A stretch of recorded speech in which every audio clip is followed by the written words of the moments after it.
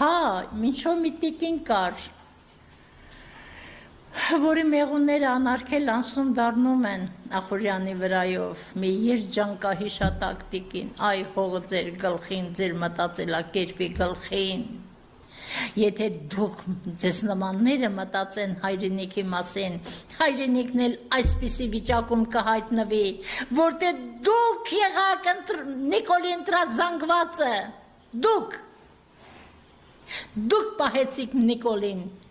դուք գառնեն մորթեցիք Նիկոլի ոտքերի առաջ, մենակ թե մի շամ բաժին, այն որ ներողություն եմ խնդրում,